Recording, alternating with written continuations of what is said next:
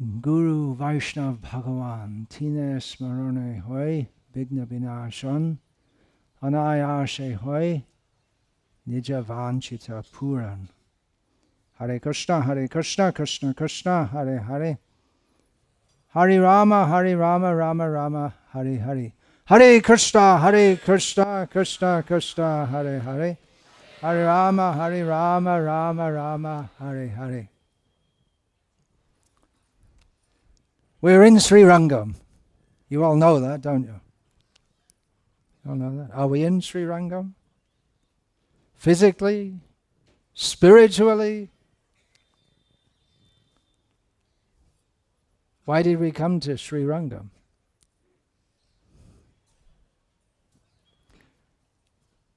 Srila Bhaktivinoda Thakur writes in his Bhakti Alok, I'm reading a translation, the hard labor for activities like visiting holy places is prayas that is unfavorable for devotional service. Okay, well that's encouraging, isn't it? However,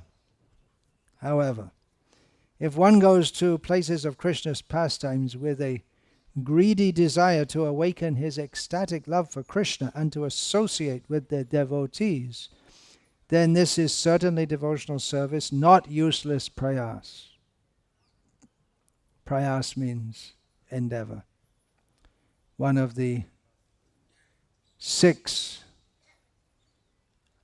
unfavorable, what would you call that, attributes or endeavors of, one of the 6 items which is unfavorable for advancement in devotional service. Of course, in devotional service, prayas is required unless you're Tengalai. You have to make some endeavor on your own part. In Chaitanya Shikamrita, Srila Bhaktivinoda Thakur gives another perspective on visiting places of pilgrimage. He says, by going on pilgrimage, men gain enormous purity. Though association with saintly people is the final goal of pilgrimage, as we know, Srila Prabhupada would often quote, Yat tirtha buddhi salile. People who think that going to a holy place is complete just by bathing in the water, which is supposed to be the first activity one does when goes to a holy place. But nowadays people don't usually do that at all. Many times they don't do it. But the real goal is to associate with holy people there. But even if one doesn't associate with saintly people, Bhaktivinoda Thakur says, by the act of pilgrimage, sinful desire is greatly reduced and people feel purified. So we would hope that by coming to this place, people who don't have a motive for pure devotional service, that means the huge number of pilgrims that come here daily throughout the year, at least when they're here, the desire for sinful activities is reduced. And maybe even after going away also. Maybe for some days before and after, they won't, for instance, eat meat. Although yesterday I was horrified as we were driving to the temple and going through the Agraharam, the place where the Brahmanas live, to see a meat shop. The demons, they're deliberately trying to pollute the atmosphere of the spiritual atmosphere. They should ban meat here, but no hope under this government. That's with local government. So, ordinary people, of course, anyone who goes to a holy place like this is not an ordinary person anyway. But we can say that what are broadly classified as karmis and jnanis. Usually they're classified as the 2 types of non-devotees in Gauriya Vaishnava terminology, although we don't see any jnanis. We do see some people around here with the Tripundra, but whether they're actually jnanis in the traditional sense of the term. It's another, we don't know. Anyway, why have we come to Srirangam? Why have we come? You can think about, why have you come? We often don't say, we just do things. We don't think, why are we doing? After our last camp, which we had in Govardhan, I met some devotees just after it. And one of them asked me, did you have a good time at the camp? I was a bit taken aback by the question, because although definitely we expect to become happy by coming here, we don't come exactly with the idea, let me be happy. It's a service. Everything is service. Everything we do is meant for Krishna's pleasure. Krishnarte akila cheshta. Everything should be done for Krishna. There's nothing wrong with wanting to be happy. That's the natural propensity of the soul to be happy. But that should always be defined in relation with Krishna. That we have to do as conditioned souls. And for pure devotees, it comes naturally. That what they do is simply for the pleasure of Krishna. And definitely we expect to be happy by coming here. This is the place of Ranganatha Swami, Ramanuja Acharya, Gopal Bhatta Goswami, Kaveri, Chaitanya Mahaprabhu. Spent 4 months here, which is more than any place except Navadvip and Vrindavan. Navadvip and Puri. The generations of devotees have been here. This is a place of devotion, so naturally we expect to become happy to come here. We have the opportunity to hear and chant and serve in the association of devotees. But unlike materialists, everything we do is not for personal happiness, but for Krishna's happiness. We're here for spiritual advancement, of which the core foundation activities are Shravanam Kirtanam. These are the two core activities, and therefore we call this a Shravan Kirtan camp. When Chaitanya Mahaprabhu was asked by some householder devotees about what is their duty as a householder, Chaitanya Mahaprabhu replied, this is from Sri Chaitanya Charitamrita, Prabhu kahe Vaishnav Sheva Nama Sankirtan Dui Karo Shigra Pabe Sri Krishna Charan. The Lord replied, you should engage yourself in the service of the servants of Krishna. So we've come here for service also.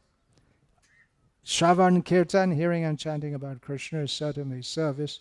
There are so many opportunities for service, just like beautiful rangoli is being made, and helping with the preparation and serving of prasadam. There's so many services to do. So Chaitanya Mahaprabhu said you should engage yourself in the service of the servants of Krishna and always chant the holy name of Krishna.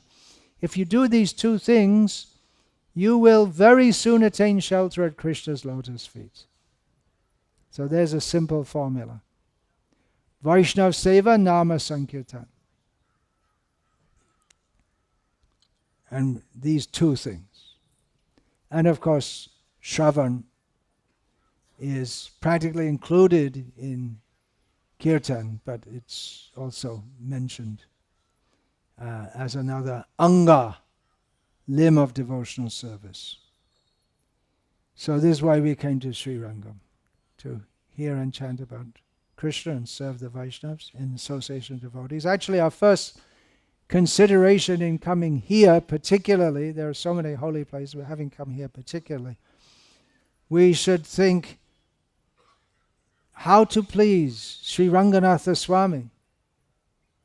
When we come to the place of the magnanimous Lord, who is so kind to be here, to give himself to us, so that we can come and take his darshan. In reciprocation, we should think how we can please him. But to please him, we first have to please his pure devotees. We can't please him or serve him if we don't please his devotees. Mad bhakta puja bhadika. Lord Krishna explains, in the course of explaining how to worship him, he tells Uddhava that better than worshipping me is worship my devotees. Here at Srirangam, it's a place of so many great devotees over so many generations, and of course we particularly associate Srirangam and the whole Sri Vaishnava Sampradaya with Sri Ramanuja Acharya, whose presence here is, his influence here is tangible. If we just think, why is this all going? There's a communist flag there. That's nothing to do with Ramanuja. You can't see. You're lucky. I can see. the quote-unquote Hindu tradition of flying flags. You don't see it so much now. In Bhopal, you see so many flags on all the houses. They have Om or Hanuman or some, and then the Muslims copying. They also have in the Muslim area. They also have their flag to show we're Muslims. So I don't think that's part of Islamic tradition. Yeah, I need a little bit of preaching to these people. Anyway, we're all here by the mercy of Ramanuja, is it not? And particularly, everyone who comes here, they're here by the mercy of Ramanuja. All the pilgrims come. They may not even have heard of Ramanuja because no one's preaching. You see, people come from Bihar and so many places, and probably no one even tells them about Ramanuja. It's a holy place, and you go there and you take darshan, and they don't know. Ebejosh Gushok Tribhuvan, the glories of the Vaishnava Acharyas now should be preached. Where? All over the world, all over the universe. We should start with this. Well, we should start with the holy places. It's lamentable that people come to this holy place. They never even hear of Ramanuja. We are here by the mercy of Sri Ramanuja Acharya, and particularly we who are here, right here now today, we are here by the mercy of His divine grace. Srila Prabhupada, Lord Krishna says famously, Acharyang mang vijaniyan. The Guru is non-different from me. So all the genuine Gurus, Vaishnava Gurus, they're the same in the sense that two things, they're equal. What is that? If A equals B and B equals C, then A equals C. So if Acharyang mang vijaniyan, one should know the Acharya is me, Krishna says. So Ramanuja is non-different from Krishna.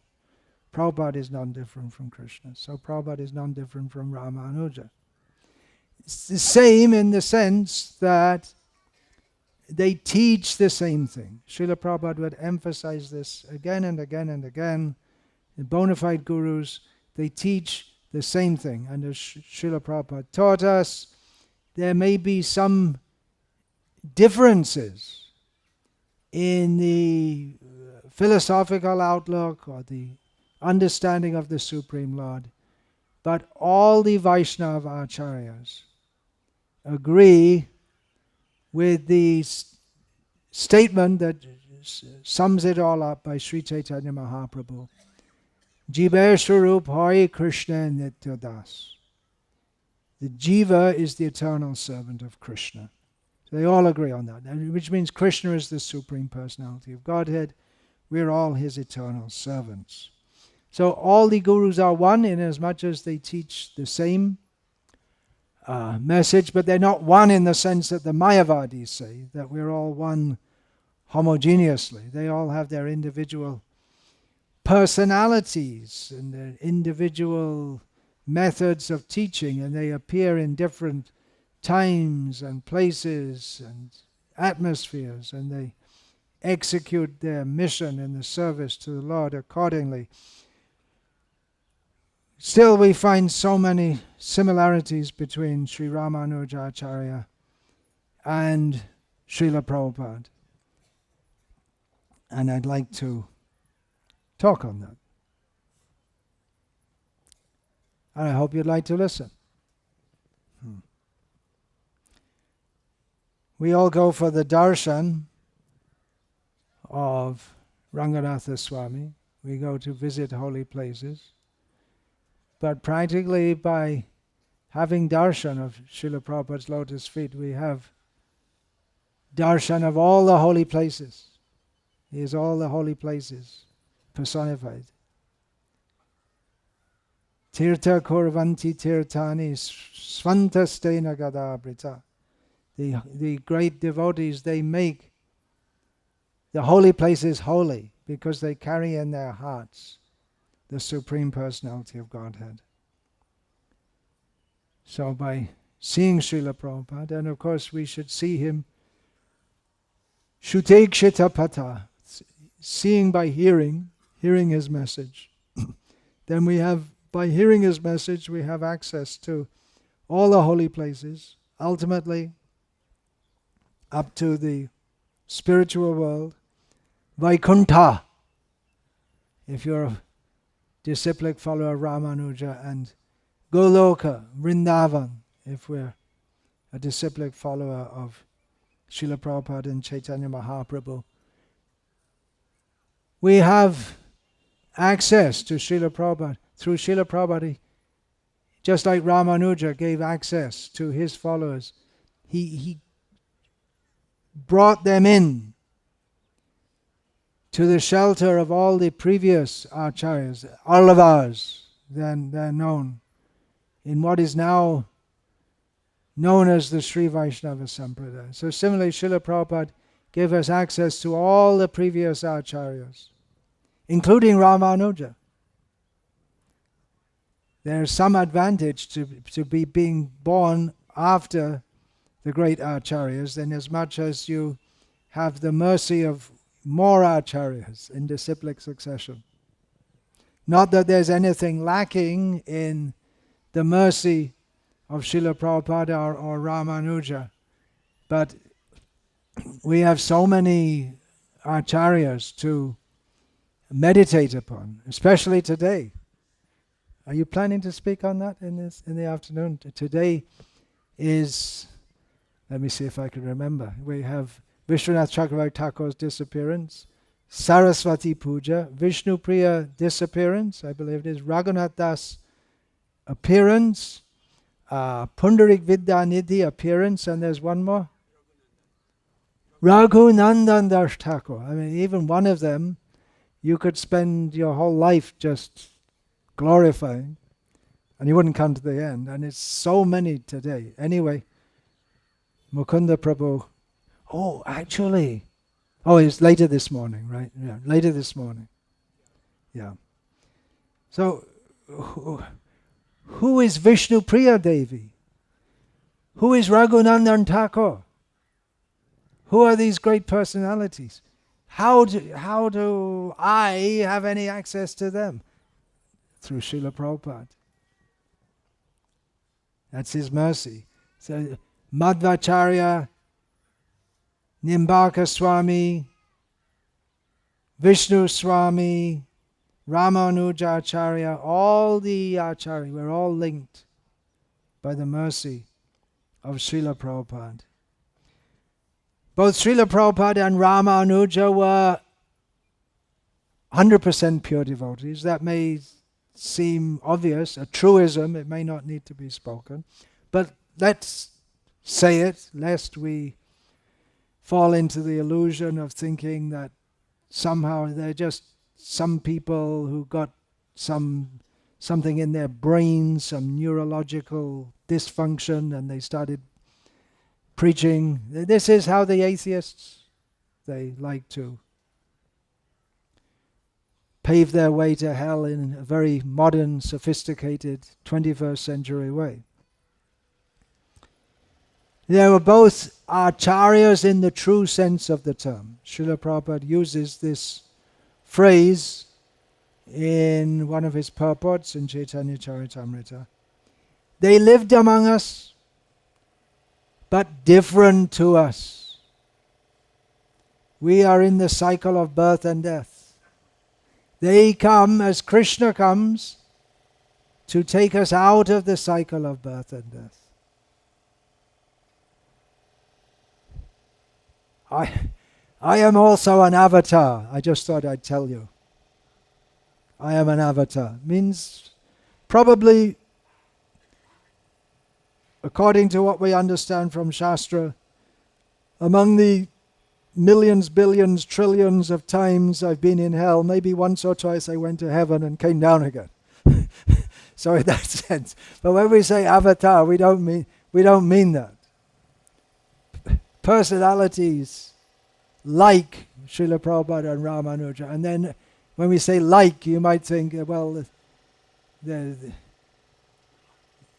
Tamil people, they're like this, but there are very, very few like that, who come directly sent from the spiritual world to lift us up. They're not ordinary devotees. Devotees aren't ordinary. But just, we have to say it in, we're constricted by language.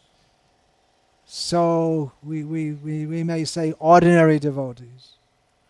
But they are above, full of compassion for the suffering of this conditioned souls.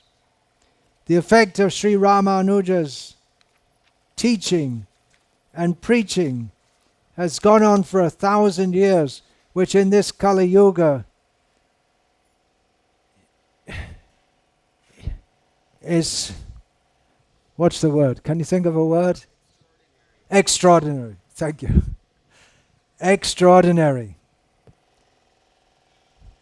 One good thing about the effect of Kali Yuga, we see this flag. You can't see it. CITU.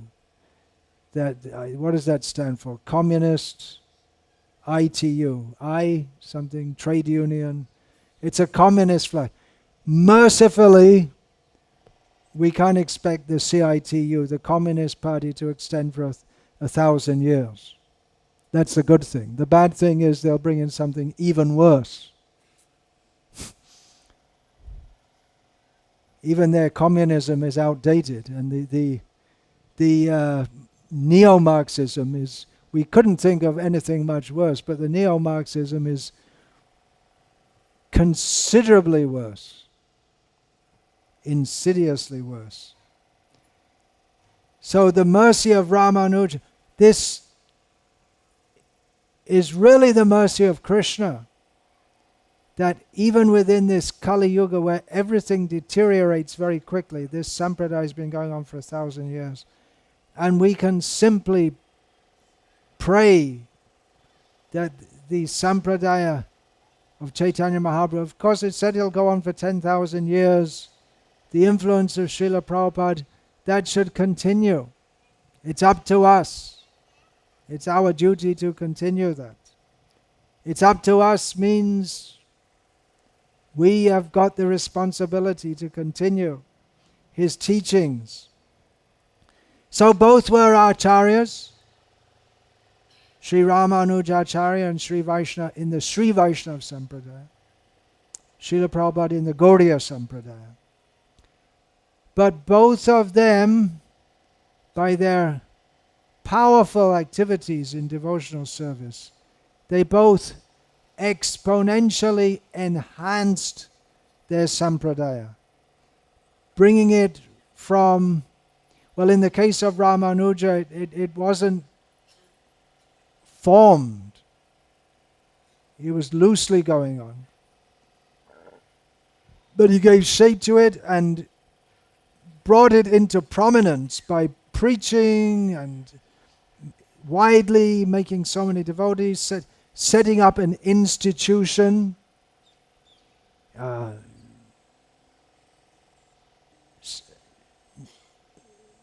temples, temple worship.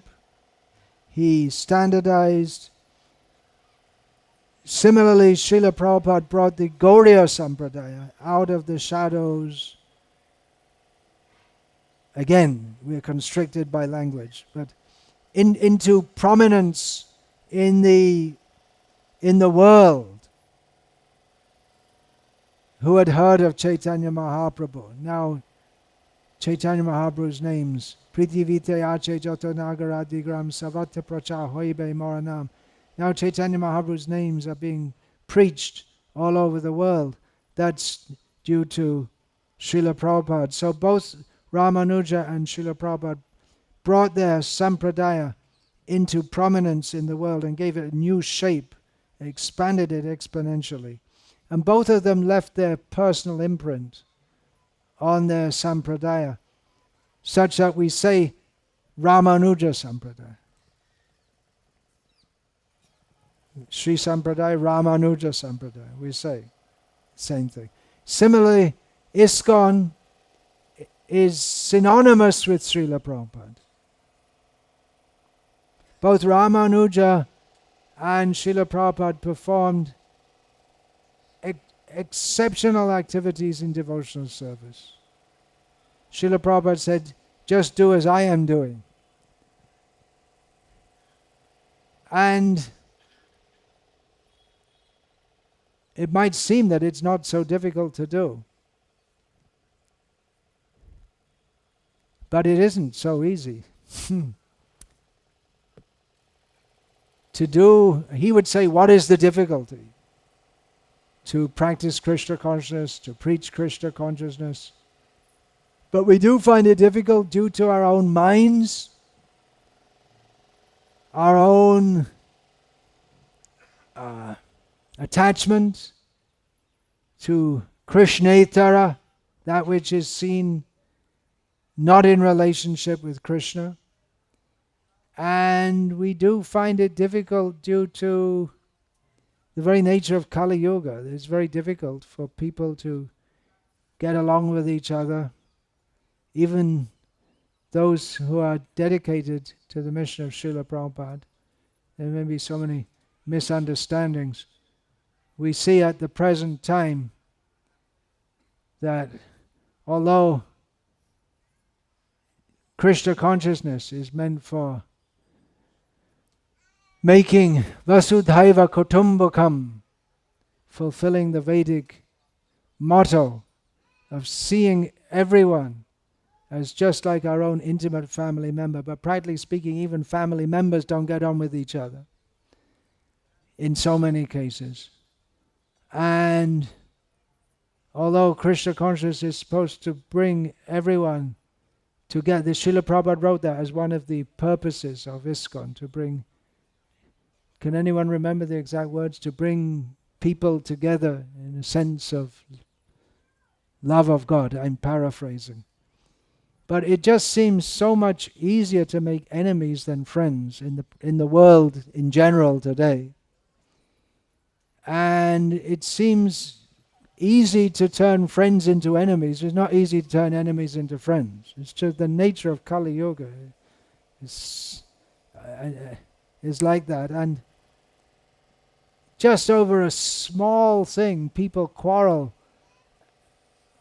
Over a small thing, people who they've known each other for years, they've been relating with each other over a small thing, they'll never talk to each other again. Such is the nature of Kali Yuga. So I'm particularly mentioning this because we see how Srila Prabhupada brought together so many disparate people. Satsarup Maharaj wrote it, at least once he wrote in his voluminous writings, that many of my godbrothers, by their personality, they were not at all the type of people I would have liked to associate with. They're not my type of people. But now in Srila Prabhupada's service, we're all together. very different kinds of people all brought together. Both Ramanujacharya and Srila Prabhupada awakened love of God in the hearts of many, many people. Both of them were exceptional in as much as they did not discriminate high or low status according to social considerations, which was revolutionary in both cases. Ramanuja, he went in the court of the Muslim king in Delhi, went all the way to Delhi. He, of course, in the Sri Vaishnava Sampradaya, even before that, that was accepted, that we have to accept people according to their devotion, not according to their social status. But Ramanuja really made a point of that. Sri Ramanuja at the temple of Tirunarayanapura, Melkote, allowed what Mahatma Gandhi dubbed as the Harijans, or the Mlechas, Chandals, Yavans, Chamars, all these kind of people. He led them into the temple, saying that there's no caste distinction on the path of God. But Srila Prabhupada, he went, this was really revolutionary, he went among the Mlechas. Who would do that? Who would even think that they could take to devotional service? Even though theoretically it's understood from Shastra that everyone can take to devotional service. But Srila Prabhupada, he went among the people who by birth are not meant for this.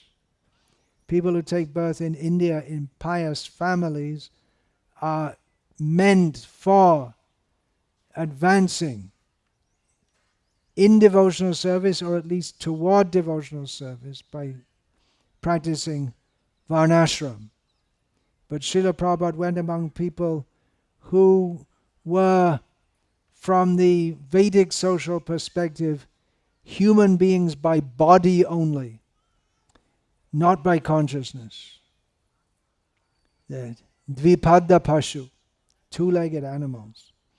Both Ramanuja and Srila Prabhupada performed miraculous activities. That's why we say Shaktya Vaishavata.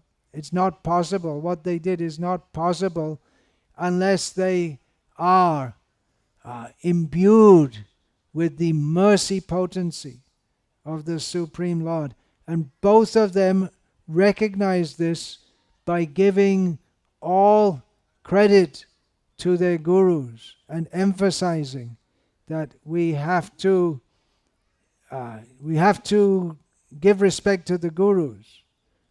It's whatever, as Srila Prabhupada would say again and again and again, it's whatever I'm doing, it's all by the mercy of my guru. So yes, it's Krishna's mercy, but as you were saying the day before, yesterday, Mukunda, in your class, Krishna Kripa Srimurti.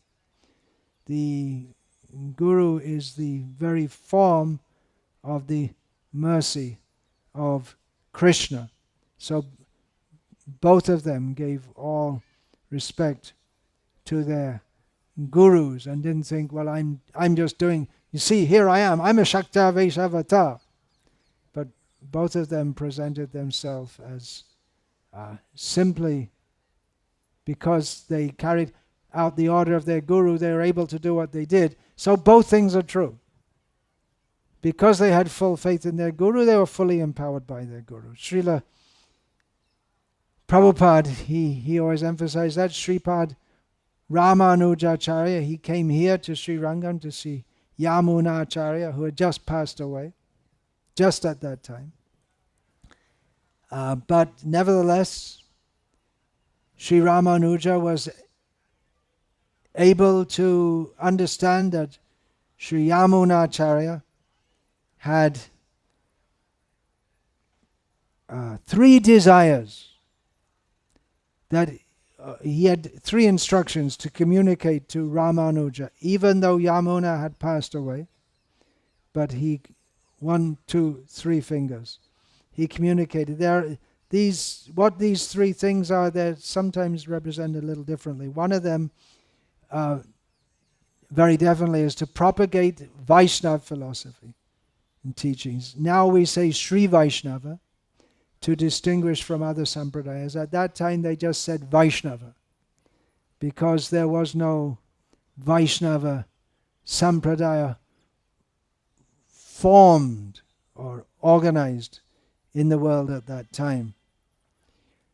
To write a commentary, another instruction of Yamuna, to write a commentary on Srila Vyasadev's Brahma Sutras.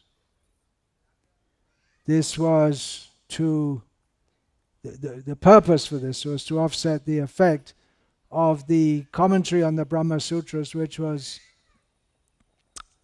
as far as I know, they're practically taken as the definitive commentary, and still is by so many. No, not just as far as I know. It was the Shankaracharya's Shariraka Bhasha, which is the enemy of, it's supposed to be Brahma Gyan, but it's the enemy of Brahma Gyan. Actual Brahma Gyan. So that was another instruction of Yama. And another is to honor Vyasa, Parashara, and Namalava.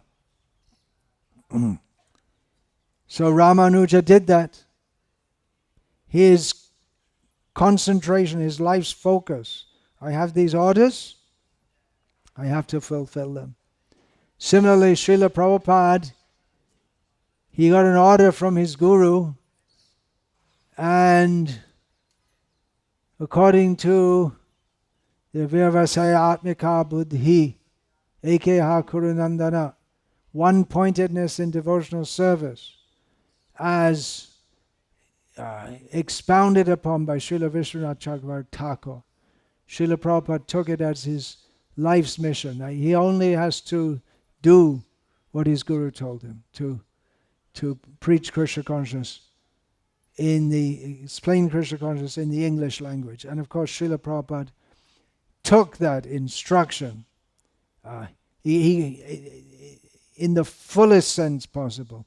He could have just written a few essays in English, but he took it to mean that I have to go to the English-speaking world. He also, Srila Prabhupada, understood from Srila Bhaktisiddhanta Saraswati Thakur, if you ever get money, print books. So he understood from his guru that he's very fond of books. Srila Prabhupada personifies Guru Mukha Padmavakya Chitete Korea Aika Ana Kori Hamanayasha, taking the words, the instructions of the Guru as his life and soul, without desiring anything else. So both of them,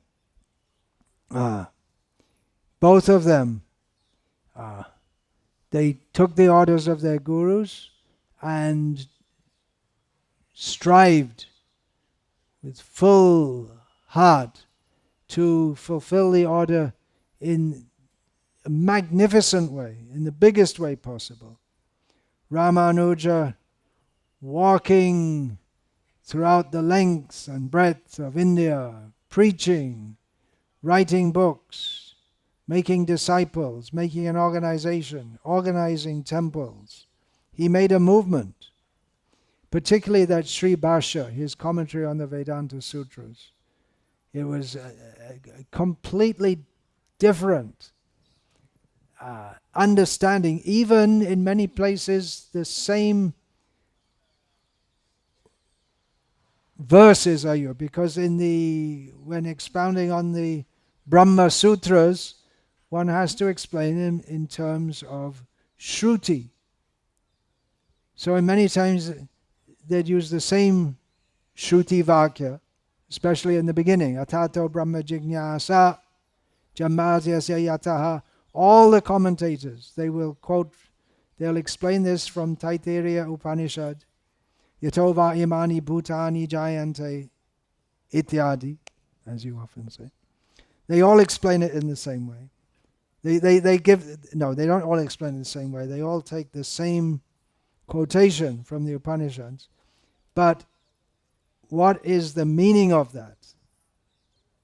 Shankara took it monistically, and Ramanuja realistically. That Brahma means, and of course then Madhva also, and other acharyas. They explained, but Ramanuja was the first to counteract the poison of Mayavad, which had been injected into the cultural life of India to counteract the poison of Buddhism. Sometimes you need poison to counteract poison, but then you don't want to keep the poison. When it's done its job, you have to get it out and put in the real nectar.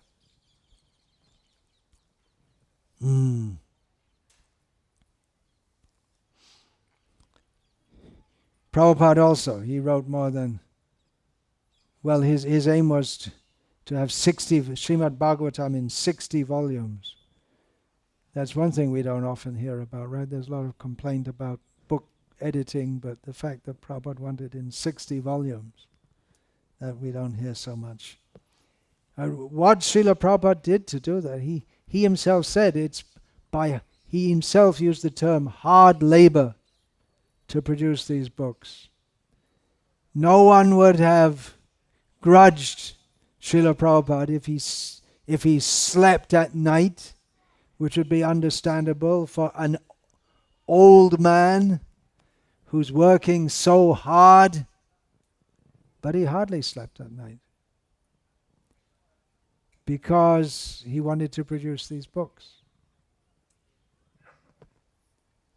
And he went on practically until his last breath. As long as he had enough strength to, of course we understand that the body of a pure Vaishnava is completely spiritual, but still to teach us, it may appear to act in a material way. So practically till his last breath he was dictating his Bhaktivedanta purports, in which, incidentally, he praised Ramanuja, quoted from Ramanuja, encouraged to study the writings of Ramanuja, especially Sri Bhasha. Srila Prabhupada did unprecedented service, installing deities, having Rath-yatras, training the Mlechas in deity worship. The Mlechas who no non-Hindus allowed, we see, in the temple, and they've accepted us as Hindus. We are from the West. Yesterday at the Ramanuja Sannidhi, the priest there asked, "Are you a converted Hindu?" He was happy to see, "I'm a converted Hindu." But Srila Prabhupada didn't want to make Hindus per se. He wanted to make pure devotees of Krishna. Just even a few decades ago, Western people, they wouldn't allow near to the houses of the Brahmins, let alone inside the house. Even, when was that? In the 1980s or something, devotees, they paid so much money to go in the Nrsimha temple in Puri. They had to pay so much money. They're not allowed in there because then they're non-Hindus. And they asked, why so much money? Well, we have to spend so much money to purify it afterwards. We have to bring cow dung and put it everywhere. Very offensive mentality, actually. But Srila Prabhupada, he didn't see, he saw. These are jivas. They can worship Krishna if they have faith in Krishna. And he did. So in this way, we see Srila Prabhupada, his great compassion in giving Krishna consciousness to one and all, without consideration. Ramanuja, practically his mission of preaching began after taking mantra diksha from his guru Goshti Purna, who had refused him 17 times. He had to walk all the way from Srirangam to Tirukoshtipuram, walking. How far is it? About 180 kilometers, something like that. And probably the roads were a bit more winding in those days also. So 17 times he came, 17 times. Ramanuja, he was already famous, coming for initiation. No, not qualified. 18th time, okay. But don't tell the mantra to anyone. What's the effect of the mantra? You'll get liberated.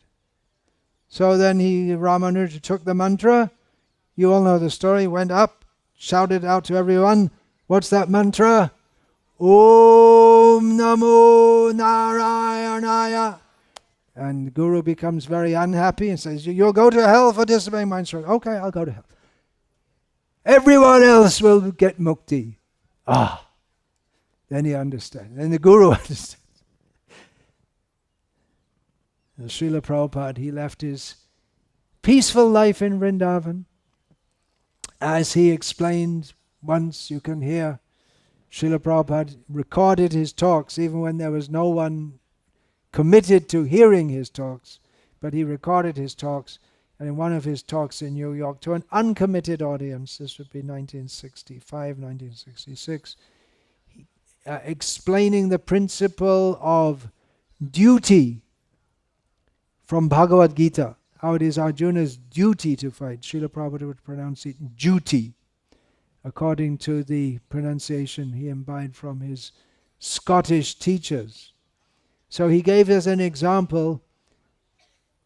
Why am I here in New York? I'm in Vrindavan. My home is in Vrindavan. I'm very happy, very peaceful there. I could live there very happily. So why have I come here? Apart from Srila Prabhupada, practically all the population of India at that time and today would rather be in New York than Vrindavan. But Srila Prabhupada is saying it round the other way. Why have I come here? Because it is my duty. I am ordered by my spiritual master. So Srila Prabhupada used himself as an example of that. And we're talking about Vaishnava Acharyas, so a core tenet of actual Vaishnavism and definitely of the Acharyas is rigid opposition to Mayavad, Advaita, Kevala Advaitavad. If you say Advaita, you shouldn't say Advaitavad exactly, because of course Ramanuja's philosophy is also Advaitavad. But it's Vishish. People say Advaitavad and they think it's Shankara. Generally it's understood like that, but Ramanuja is Vishishta Advaitavad and we have Shuddha Advaitavad. So it's accepted within Vaishnavism, but qualified oneness. Both Ramanuja and Srila Prabhupada are known for their exceptional affection to their disciples. Both of them renounced family life due to their wife's mistakes. Ramanuja, his wife, as an ordinary Brahmin woman of the time, had deep caste distinctions, Brahmin woman, Brahmin man. She held deep caste distinctions. So when Kanchi Purna, one of Ramanuja's gurus, teaching him, he came, he was invited to take the meal in Ramanuja's house. For some reason Ramanuja was delayed and couldn't come. So Kanchi Purna came, she fed him, and then his remnants, which Ramanuja, he thought he'd get the remnants of his guru, but his wife threw them out, the remnants of a Shudra, she thought. And then when Mahapurna, another of Ramanuja's gurus, also from supposedly lower caste. Then they had a Ramanuja's wife and Mahapurna's wife. Ramanuja's wife scolded Mahapurna's wife. They're both drawing water from the well, and then the water from your bucket shouldn't go in my bucket. And then Ramanuja thought, once was too much. Twice she has disrespected my gurus. And then Ramanuja took sannyas. And in Srila Prabhupada, we know that his wife pawned his Bhagavatam for money for tea biscuits. And Srila Prabhupada thought, it's time to leave. And he took sannyas. We're very grateful to Srila Prabhupada's wife.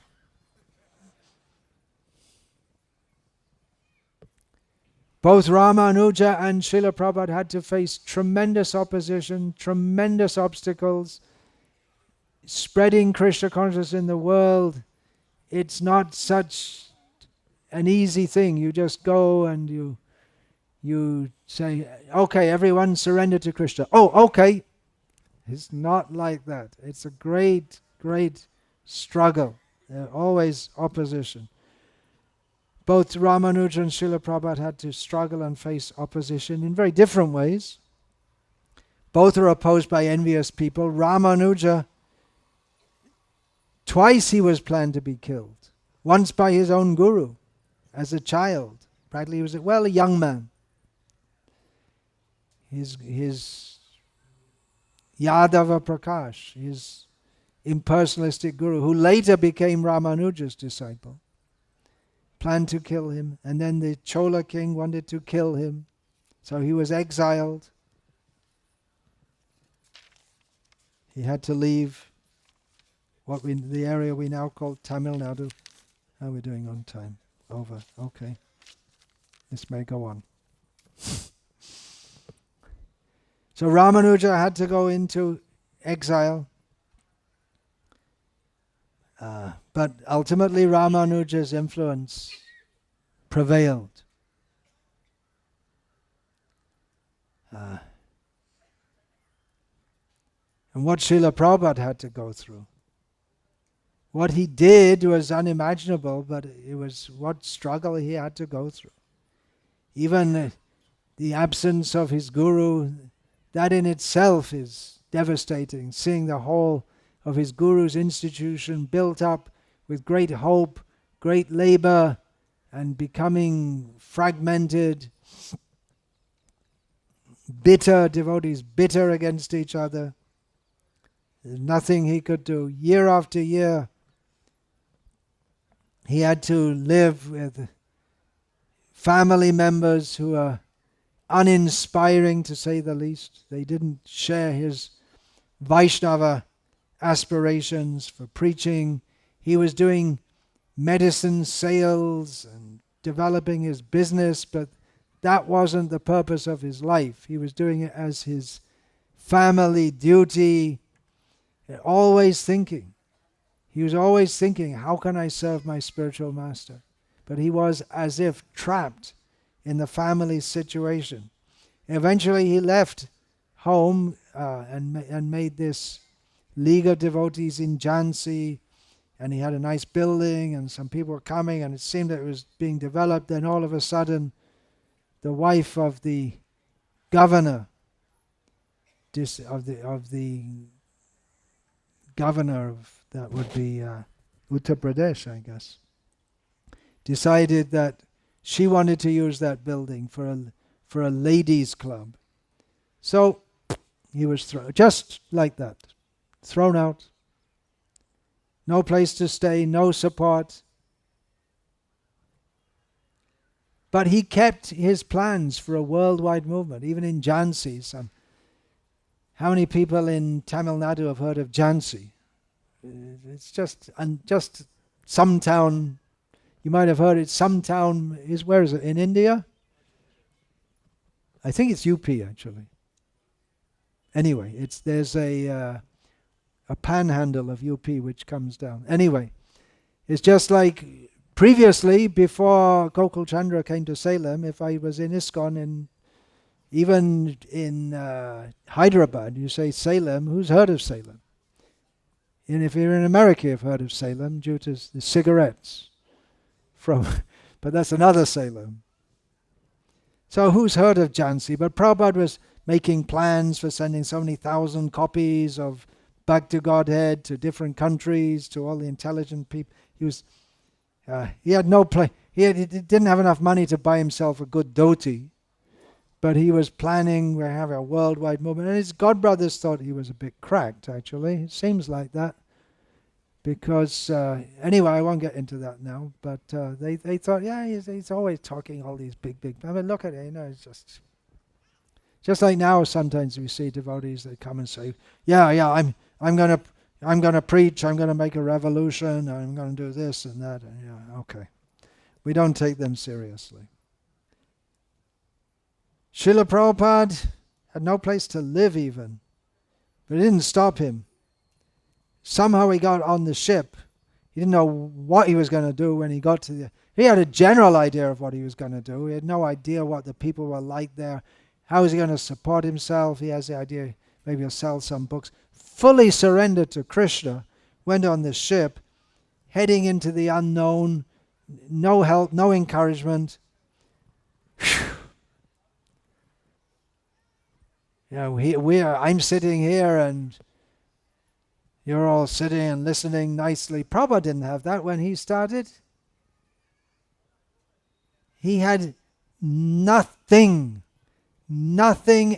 except he had everything. He had faith in his guru and faith in the Bhagavatam and faith in the holy name. He bought Bhagavatam with him. But materially speaking, he had nothing, no followers, no one to help him, no friends. He came to a place which is completely strange to him. There are no devotees. No one's heard of Krishna. People could hardly understand his accent. No money in a foreign country. And he's coming and telling, surrender to Krishna. Surrender, that's something you see in the cowboy movies, right? And what's that? What's that? They never heard of Krishna. He could have gone back any time. He was robbed. Whatever little he'd accumulated, not for personal sense gratification, of course, his typewriter, which was very important, stolen. He was living with a young man who went crazy and probably thought he was going to kill him. He didn't go back at that time to India. If he hadn't gone back, our spiritual life would have never been born. We wouldn't be here today. Even the ordinary civilized Americans were so fallen, and what to speak of the hippies. Even the regular Americans who ate meat, drank alcohol, smoked cigarettes, broke all the four regulative principles on a daily basis without having any idea that anything slightly wrong with it, even they thought the hippies were low class. And Prabhupada went among them. And many of them were like deranged, intoxicated. And I'm sitting here with all you cultured, civilized people, Prabhupada's disciples, so confused for the effect of drugs and the upbringing and complete ignorance of his divine status. He had to take the burden of management of the whole movement. He saw potential in different devotees who could get things done, strong-minded devotees, but their strong-mindedness wasn't always fully channeled into pushing Prabhupada's movement, but their strong-mindedness would jar up against the strong-mindedness of others. Just like Tamal Krishna Maharaj was very famous for that, but he wasn't the only one.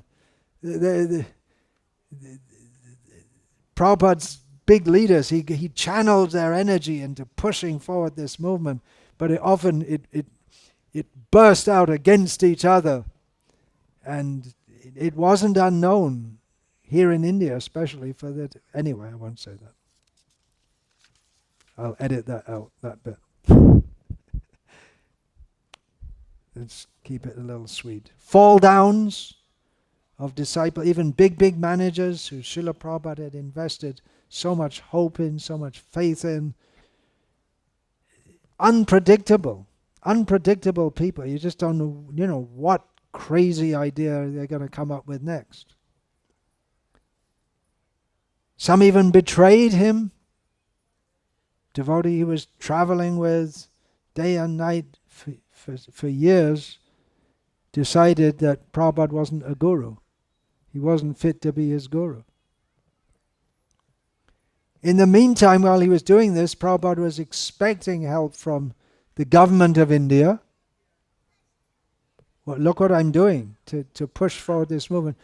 But in the meantime, they're raising questions in the Lok Sabha about Swami Bhaktivedanta's, he's bringing CIA agents.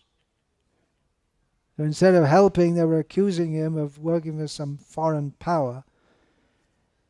And then he was thinking at least his godbrothers would at last help him, but mostly they were very critical of what he was doing. So many things.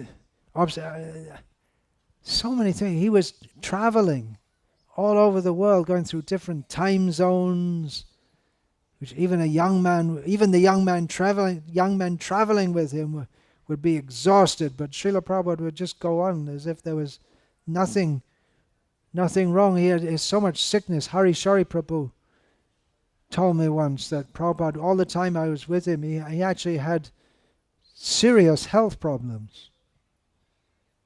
But he just, to a large extent, he just had such a strong desire to push on Krishna consciousness that he just went on despite that. Demoniac propaganda against him. He's spoiling Hinduism by making these Western devotees, and constantly being in the public light, people coming, even if people are praising you. I have personal experience that it's hard to be in the limelight all the time. It's stressful. That's maybe why after these Shravan Kirtan camps, I usually physically have to take some rest. But Srila Prabhupada, he practically didn't. He just kept on pushing and pushing and pushing. He not only did not become discouraged, but he kept on encouraging his disciples who themselves became discouraged due to their own failings or their own lack of faith in Krishna consciousness. Both Ramanuja and Srila Prabhupada they built movements, which it's a big thing to do, to build a whole movement, but they both wrote many books. Yesterday he told me about this Karl Potter, the day before yesterday. I looked up on the internet. He wrote so much. You were one of his students. He wrote so much on India's philosophy. It seems he would have gone on and on and on if he had lived on and on and on. He was writing so much. But generally we think of a writer, we think of a writer as a writer. And someone who's building a movement, say a politician or something, or environmentalist, Greta Thunberg, is that how you... They're active. Someone who's busy in the world getting things done, and someone who's writing, we think of them as like they're two different things. But both Ramanuja and Prabhupada wrote books knowing that to sustain what they were establishing, Vaishnava movements, it has to be established on a basis of knowledge, shastric knowledge. Books are the basis. So they wrote. The books of Ramanuja has largely shaped his sampradaya. And the books of Srila Prabhupada,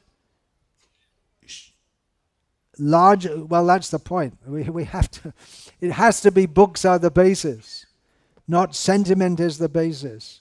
Or Srila Prabhupada smiled at me is the basis. That's not the basis.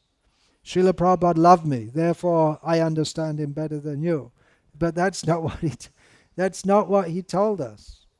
The books are the basis, and his books are appreciated by the members of this sampradaya here, Sri Sampradaya, because they give the same message. And even by serious Christians in the Western world, they appreciate Prabhupada's books. Do you have that experience? Tatvavad, sorry. Although there are probably not that many Christians in Finland. But the really serious ones who are really into it, they appreciate Prabhupada's books. These books are making a revolution. It's not in the future. It's happening now. It's happening in the lives of every one of us, and it will expand. Anyway, a little bit I'll speak on the books of Ramanuja, 9 prominent works of his. Sri Bhashya, detailed commentary on the Brahma Sutras. What is the absolute truth? Atato Brahma Jignasa. What is it? What is it?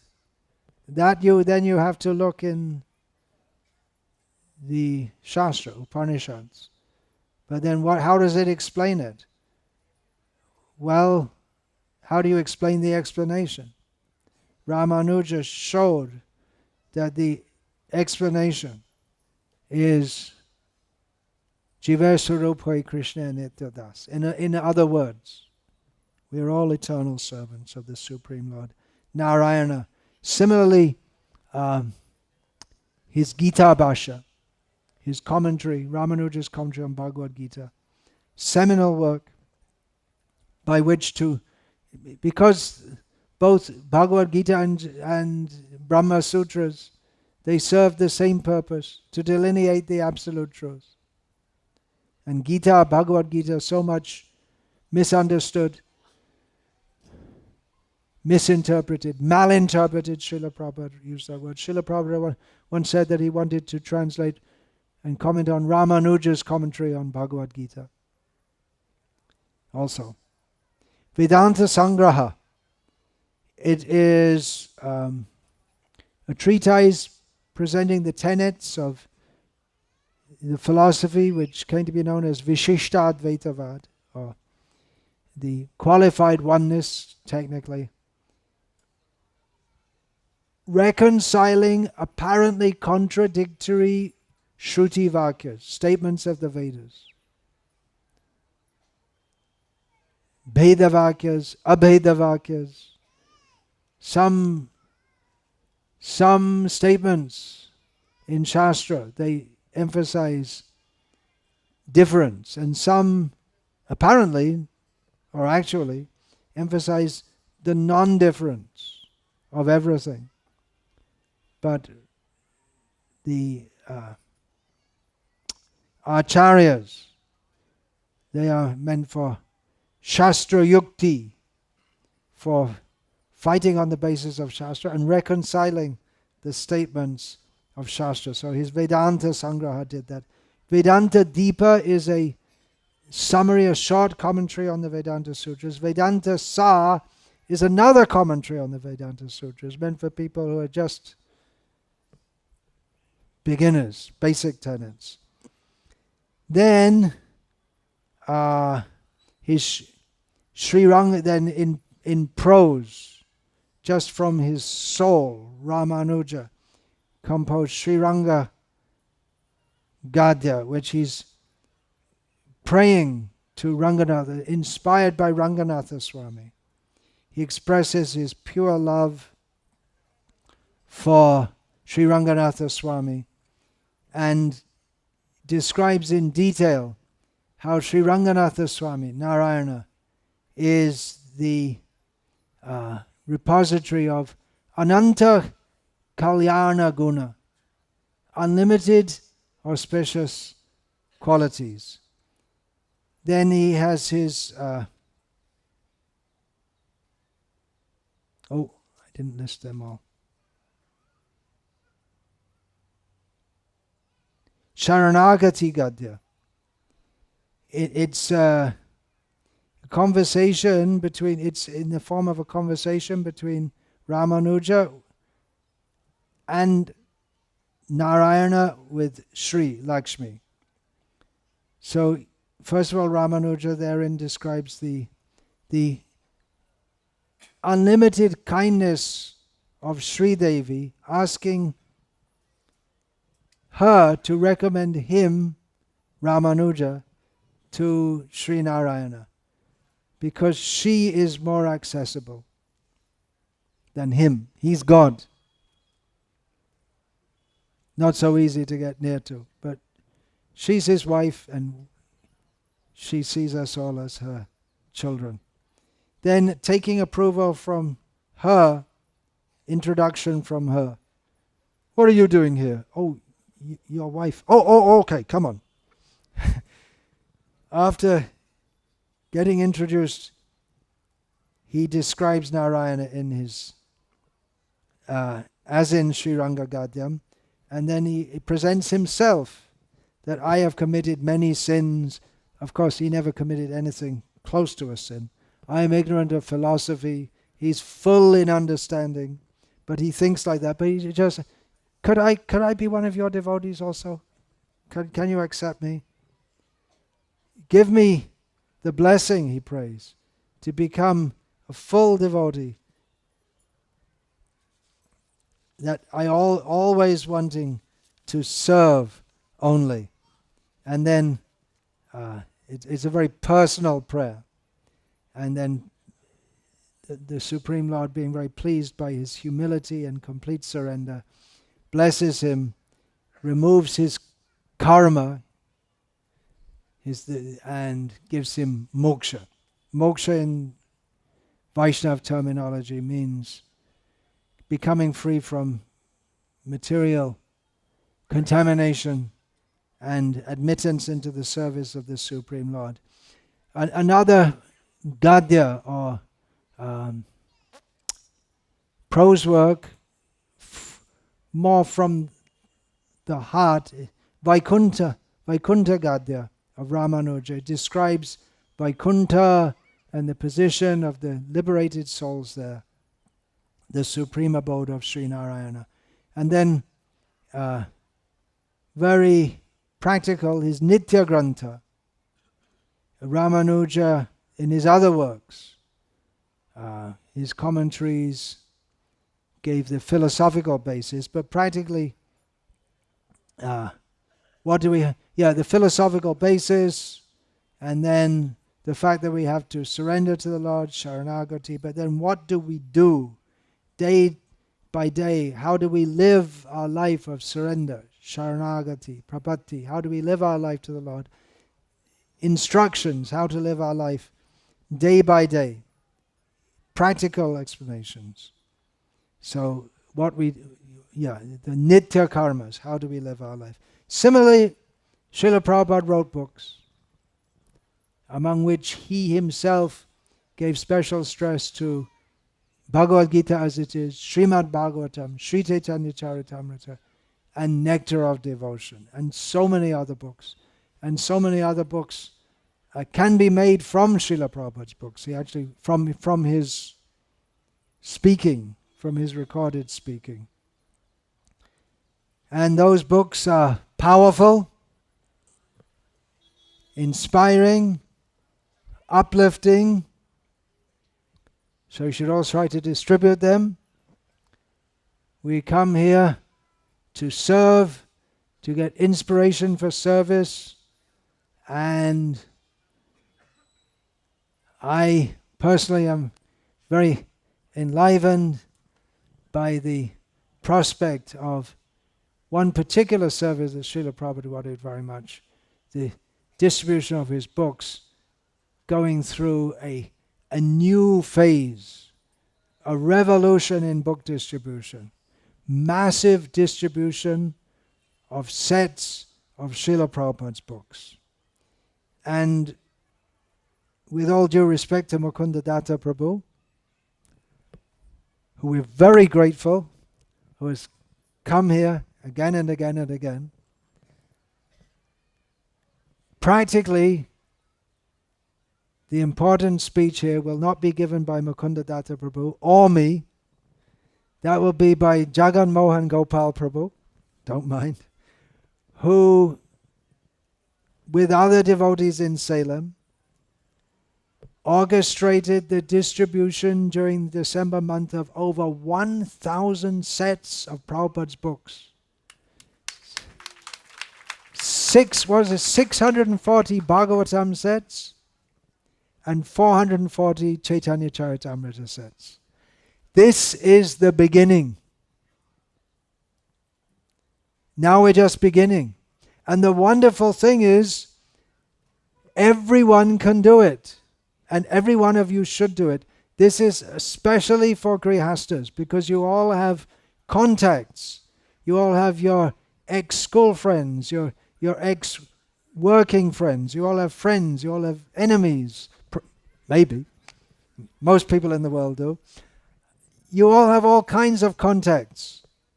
And you can sell them, utilizing that relationship.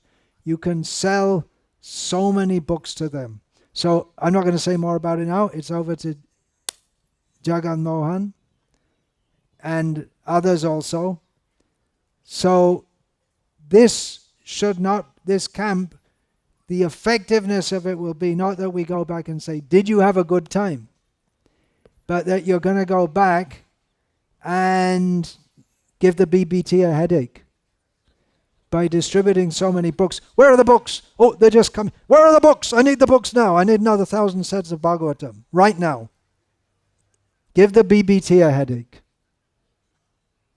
The success of this camp will be if you give the BBT a headache. Tell Ananda Tirtha in Bombay. We have resolved, the members of the Shravan Kirtan camp in Srirangam, have made a resolution to give Ananda Tirtha in the BBT in Bombay a headache. This is the prime vow we're taking.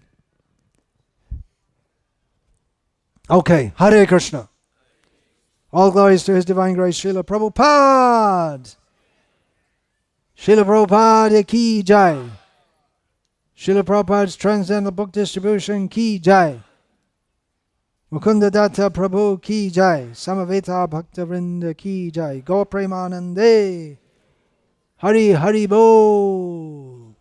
Vancha Kalpa Tarubhyascha Kripa Sindhu Vyavicha Padita Nam Pavanebhyo Vaishnavebhyo Namo Namaha.